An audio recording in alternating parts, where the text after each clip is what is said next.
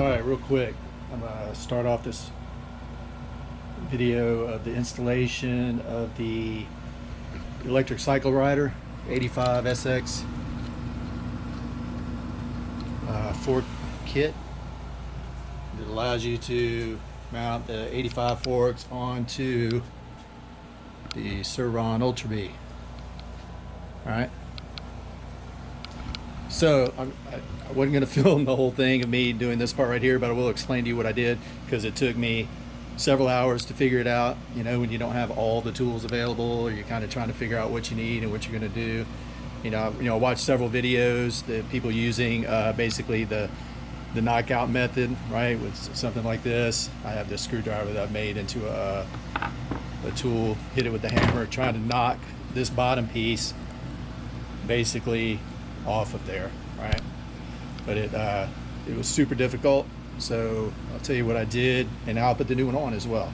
Right. So anyway, watching videos, I saw a bunch of people, showing where you basically cut this guy off right here. So I cut it there, right, and then you can pull the outer band off, right? So that comes off, and then you're left with this piece here, and then this bottom collar. So of course, when you're looking at it, when you're working on it, you're looking at it basically like this, and this piece was on there, and it's really a lot smaller and much more difficult to get to. And as you can see, as I try to catch the lips with my tool and hammer it off, because they say that beat it off this way using the tool, this tool right here, get it up behind it. But as you can see, it basically just chipped away at the bottom piece, and then I also chipped away at the top piece. So to say, when that happens, you either have to have a specific tool for it, right, to pull it off. So if you have a puller, that's probably ideal. They're fairly expensive, and I was trying to not do that. So I wanted to get it off without destroying the post. So the way that I found online, right, with looking at videos, is that you had to cross cut it, okay? So I made a cross cut in it like that, using a very thin cutoff wheel on my 4-inch grinder. So that's a cutoff wheel, all right, so you can cut metal and different things with it. So I used that very thin wheel to make this cut in here, and it very easily then tapped off with this and my hammer. All right, so this piece tapped off and slid off, and then this piece basically just came right off. It slid off. This one wasn't really pressed on the way that these were. All right, now you get to this part, right? So I need to put the new parts back on. For the bottom piece here, I actually used my press that I have over here, and I put the press up on this bike stand, so it has a hole in the center of it, so that I could turn this upside down like that in the press, put that down through the bottom, and then put my blocks on each side of this piece, and then just pressed the bottom piece into place. And then the next thing that needs to go on, of course, is you have your original bearing that looks like it has this piece and these pieces right here. This was really hard to get on, and there was no way I could press it on, because very important when you're pressing on the bearing is that you only press on this inner ring, right? Because if you press on these on the outside here, it's just going to smush that and destroy it. So you have to have something that will press specifically on just the inner ring of the solid piece here, right? So what I did is I made this piece of PVC. As you can see, I cut it. It actually was longer. It was about this long, and as I beat on it, I had to cut it down some more. So, but I made it. It's a piece of PVC pipe. I think it's you can look right here and see what it is. Let's see, 3/4 inch PVC. All right, 1120. Anyway, it fits really snugly right over there, and then goes down and only sits on top of the center race of the bearing. All right, so I was able to, I tried it with a rubber mallet. That didn't work. I ended up having to use this heavier hammer and just really hammered down on the top of this. And I kept, a few times I actually had to recut my pipe, so it'd be good to cut it, a little bit longer. And I actually use this, I use this to cut handlebars as well. This is an awesome you want to cut a nice straight clean line, these are great tools. You can get these on Amazon, right? Pipe cutters, right? Super easy tool. So I had to cut that down a couple times because I would hammer it and the top would just get all messed up. So cut that down. But anyway, really had to hammer it a lot. Oh, and one thing that really helped, I was hammering and it really wasn't moving. So I took the whole thing and I put it in my refrigerator. It has a freezer on top as well, and I let it sit in the refrigerator over there for about a half an hour until it got nice and cold. And then when I took it out, and I still had to hammer really hard, but it started to move then, right? Once I got everything nice and cold, I was able to hammer it down on there nice and solid, right? So that's good to go as far as that goes. It took me a long time, not worth videoing, but I can at least tell you how I did it, right? So that's how I got it off. That's how I got it on. A couple other things we had that we're working on, right? I have the heavy hitter top crown that I'm going to put on. So I'll be reusing just the handlebar clamps on the top of that. So there's really not a lot of work to do with that. So I'm not too worried about that. Another tool I bought that I'm going to use, because I've seen I don't want to mess this up, because I still have to install the inner race, these inner races on the neck right over here of the Ultra B, right? So I have to knock out the existing races and install mine. I'm going to use this tool right here, and it's called Headset Cup Remover. Cup bearing ID 38-55 millimeters, parktool.com, and I got it RT2 is what's written on it, so Park Tool. But we'll see. I'm gonna see how it works. Hopefully it works out well. I bought it off of Amazon, and it seemed like a necessary tool in order to do it right, not mess anything up. But basically, you push it up. Once you take all of this out, you push it right up through there, and then these prongs catch on the inner race and knock it out, and then the same for the top, right? Push it through and then hammer it, and you should be able to knock the inner races out of both ends. So we'll see how that goes. So quick update, I'm just removing all of the zip ties that I put up. I've got so many different wires and stuff coming up there from the EBMX 9000 wires and different light switch and all that kind of stuff. So I'm just trying to understand, unclipped everything so I can make sure I know what goes where and what is what, right, as I'm taking off. I don't want to just unplug everything randomly and not understand what it is or why it doesn't need to be taken off or removed, right? And I also took these two top bolts to get the top cover off, or top cover for me, I guess computer for a lot of people, that I just took off a long time ago. And I actually made this cover out of a piece of old side plastic that I had, black. So I got cut it, and smoothed it out and shaped it. So anyway, that's where I'm at right now. Undoing some wires, working to get the old stuff off. So when I add this in, so I'm actually changing out the hand guards. So I'm removing these pieces here because I'm going, like I said in my previous videos, I'm going with these molecule hand guards, which mount totally different. So I need to take all of that stuff off in order to put these on. But one thing I'm gonna do while my handlebars are still tight and mounted up on here, I'm replacing my grips as well. And of course, they're glued on because you can't nobody makes a lock-on grip for the Suron Ultra B throttle, which is a bummer. Hopefully ODI can make something like that. But since they're glued on, I'm gonna go ahead, while these are attached, I'm gonna go ahead and cut these off and scrape any excess material that I have while they're still on here, and then I'll install my new ones later. All right, real quick, kind of progressing through. I got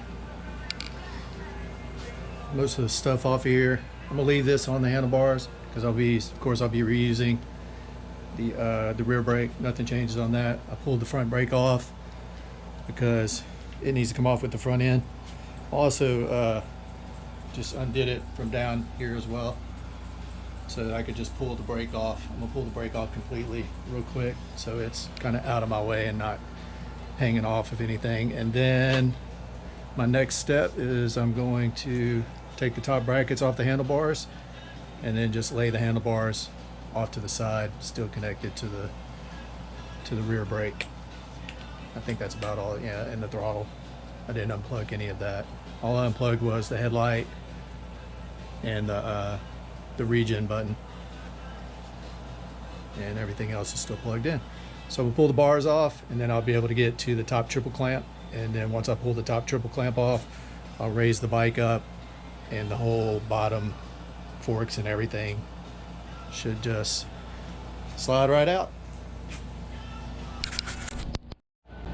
Just a quick reminder for this center nut Allen head. It's an abnormally large Allen head, and your Ultra B kit comes with one. If not, you'll have to go to a store. There's no normal set that has one. Even this set here, none of these are big enough. So you have to, you'd have to go purchase one if you don't have the one that came in the toolkit. For that right there. So I took the top nut off, and then I loosened up the clamp nuts here, and then you just tap it off like so. Then next I'm gonna tap this guy loose right there, unscrew it, and then I'm gonna lift my jack and let the bottom basically just fall out. It's the plan anyway. So you can see I took the top bolt out. Also, when I took the top triple tree off, I took my handlebars and just rolled them back here to the seat so they could stay there without hanging down in my way. And then right here, as you can see, the top bearing just slides right off. And of course, the triples are already starting to just slip right out, right as I lift my jack stand. There they go. So I don't want them to fall, so I'm gonna grab it. So I ran into a problem with my race removal tool, sticking it down in there.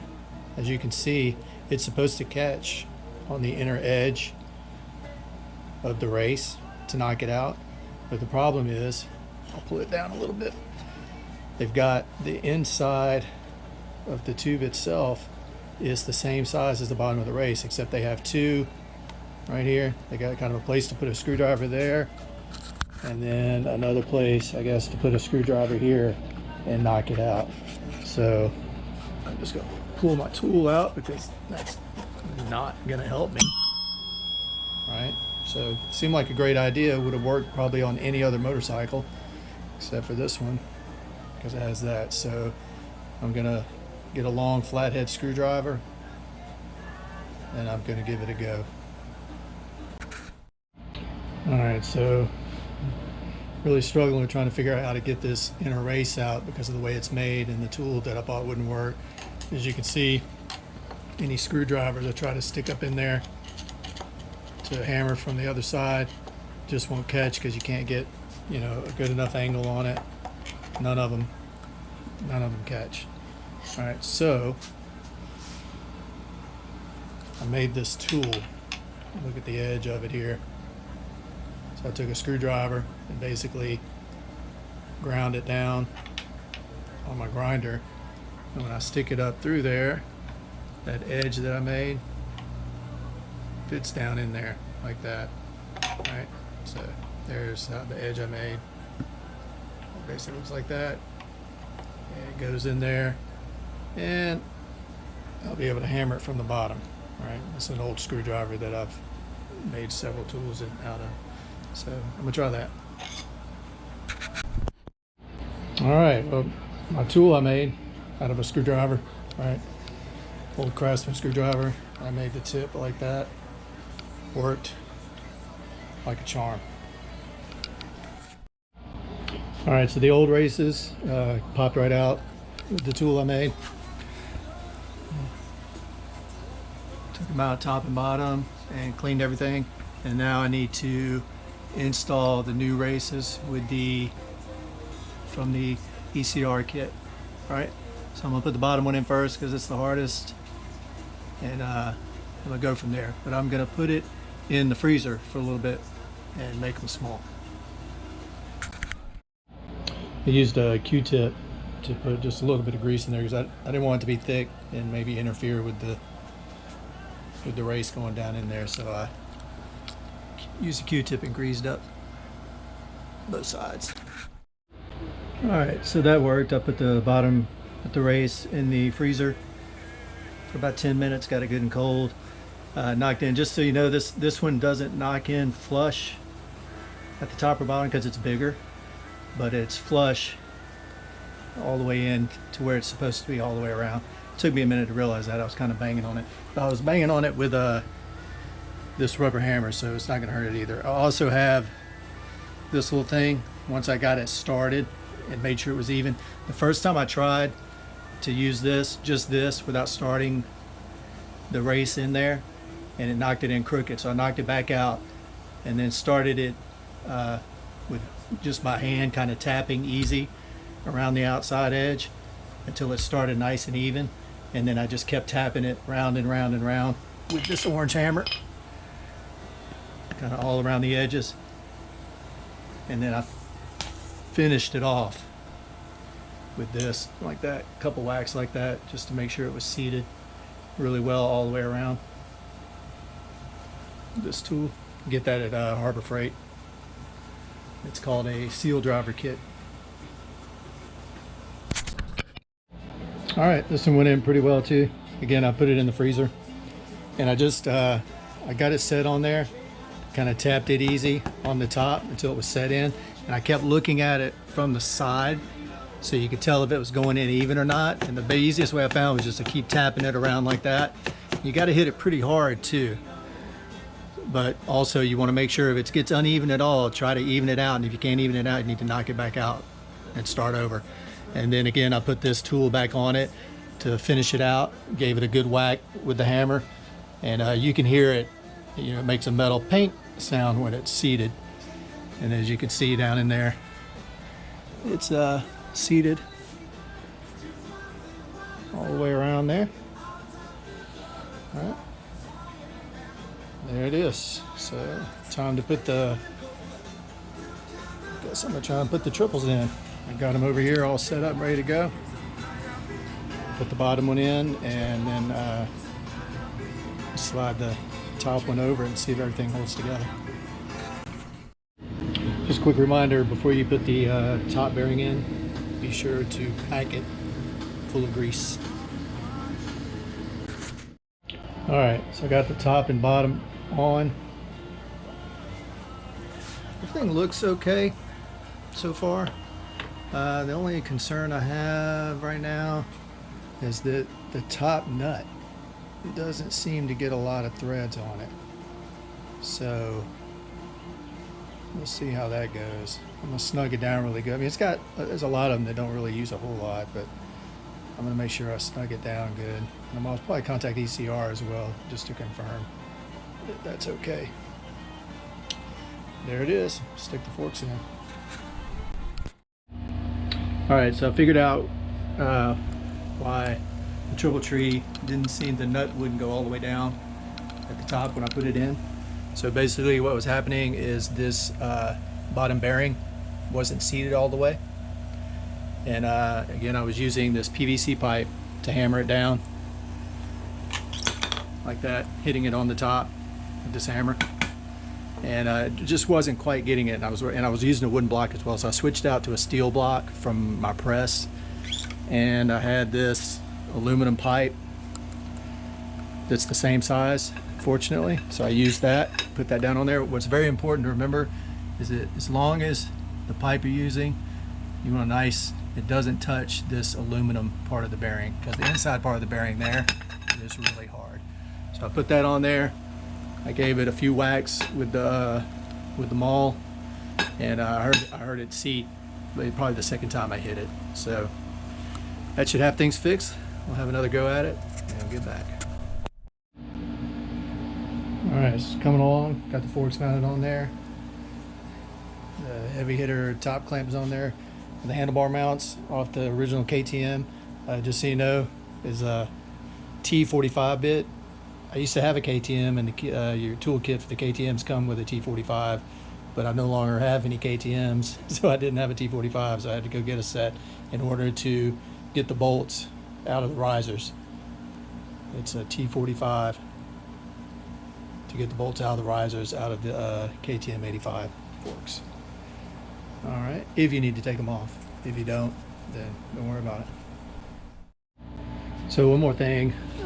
One thing I pointed out in my hard enduro mods that I've done, I shaved down these bumpers so to increase the turning radius, right? But with these forks, they actually hit right on top of where this other screw is and hit the screw with them shaved down. So basically, I've just took the screw out for now. That way it doesn't hit it. Still got a rubber bumper. The other screw should hold it in place just fine. That way took them out on both sides. Still got a good turning radius and rubber bumper. I might stick some sort of flat screw in there at some point, but I don't know. We'll see. All right, so the next thing I'm going to work on is the new wheel spacer kit so that you can run the KKE wheel on the 85 KTM 85 WP forks. And I have one of these pullers right here, and I used the long end to get the fork seal out just like that on each side. It came out nice and clean. And now I'm going to try to figure out a good way to get the bearings out without messing them up if possible. We'll see how that goes. And then I'm going to install the new kit. It has bearings, seals, and wheel spacers, and then the center piece as well. Alright, so it's pretty easy to knock the center tube out and both of the bearings. I think I could reuse them, put them back in if I wanted to. I want to go back to the old setup. Basically, I just stuck my screwdriver in there like that. You got to pull the center. It's got that center tube in there.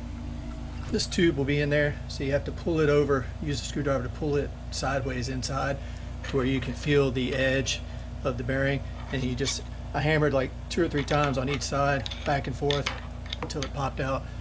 And I put these boards underneath so that the bearing had a place to fall. All right, now I'm gonna put the new ones in. I've got them in the freezer chilling, so they'll be easier to put in. All right, the first new bearing is seated. I put it in the freezer and tapped it in at first, easy, all around with this hammer, kind of like that, making sure it was even going down until I got it all the way flush. And then I used this, it's the same as a 21mm socket. It's this one's an 1.1/16". I think 21mm is exactly the same size too. And then I just used instead of sticking the extension in this way, I put it in this way and put it like that. And hold it nice and steady and hammer it. You don't have to hammer it too hard. Just make sure you get it in there evenly. That's it. Now I'm gonna put the seal in and do the other side. All right. So I got that seal in. The bearing and the seal, really kind of a pain in the butt, but I use the same tools to put the seal in. Most important thing about putting this in is before put the bearing in on the other side, put the new spacer in. Very important. If you forget it, you'll have to knock everything out and do it over because your wheel won't work right. Now I'm gonna put the other bearing in right here and the other seal. So like I said before, I held it on there with my hand and just tapped around easy till I get it all the way flush. You can hit it pretty hard to get it flush, kind of centered like that. And now I can put my tool on top of it and knock it in. All right, now you can see that it's all the way in, and then the spacer, so he still moves around in there like that. And when the axle goes through, it'll actually line it up straight. But that's so you can move it back and forth. If you ever want to knock these out and replace the bearings, you can get on the back edge of this bearing and knock it out. So there it is, everything's in there. All right, so I got the wheel mounted. Seems pretty good. I've got the brake. I've got this wrapped around the brake, locked up, squeezing any air out of it because it's been kind of laying around and doing different things. But the wheel spins really nice. You can see the new spacers in there, the aluminum ones. All right, working with the original axle. And one thing I noticed that the the axle sticks out about that far on this side. Of course, you snug it up with this. Keep these loose, hold it on both sides, snug the axle, and then you can tighten these down once you've got it snug, and that's how I know this is correct. And also the brake lines up perfectly as well, which is what you're looking for. So there it is. I'm gonna put some other plastic pieces on and a couple things. I've got new grips. I've got different hand guards I've got to try out, see if I can get those mounted on here. And we're getting pretty close. All right, real quick, putting on the fork guards and running the brake line through there. One thing I found, I had the brake line going up through the top of the number plate like they normally do. It's too tight, right? Because the brake line is a little short because it's made for an 85 and I've got taller bars and all that kind of stuff. So I took the, it's still running through inside the plate, but I'm gonna run it underneath the top bolt here. So it's basically coming up through here. I'm gonna see how that does. If it causes issues for some reason, I'll have to look into getting a longer brake line. But for now, I'm gonna try to make that work. All right, so there's the fork guards in place. Now the forks come with these bolts. I had some new ones from, I got a bunch of KTM bolts from old bikes. So I had some new ones to put on. But one thing, the kit, the plastics kit does not come with these little bolts right here. And those are specifically made to dig into plastic, and they look like this.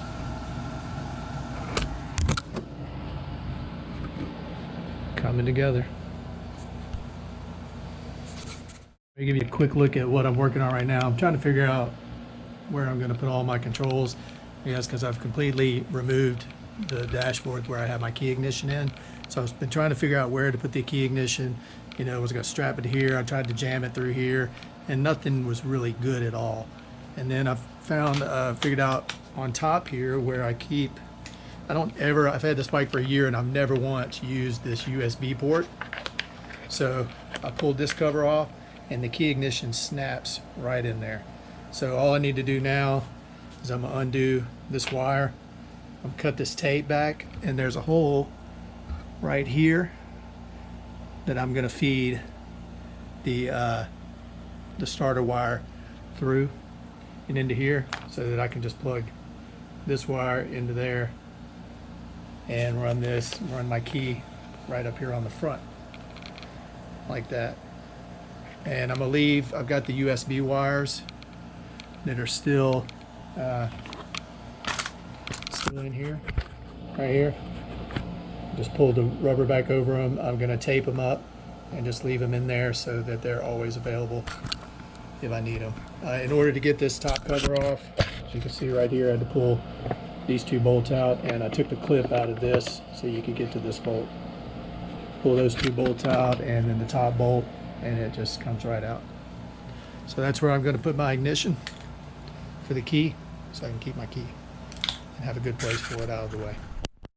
All right, so now you can see here I've isolated the key ignition wire, stripped the cloth tape back to here. So I'm gonna go straight, I'm gonna retape it of course, but I'm gonna go straight across into that hole right there from here. So I'm gonna retape all of this with cloth tape, put it back into this plastic protector, and then rewrap all of that with the cloth tape as well. And this is the tape right here. They call it friction tape. All right. Basically, it's electric tape made out of cloth. It's really tough to get off. So be careful, because you don't want to cut any of your wires or anything like that. So the easiest thing to do is try to find an end piece and unwrap it. I cut a little bit here and there, but not much, and I use scissors. So a little issue here. Not sure what's going on with the wheel spacer kit, but as you can see, the brake caliper clearly hits on the spokes. That's a problem. That's a big problem. So I got everything together like this. So I'm going to contact ECR and see what have I missed. A little bit of battery left. So here we are in the aftermath. Tornado in my shop. Cleaning up. Got walls and shelves.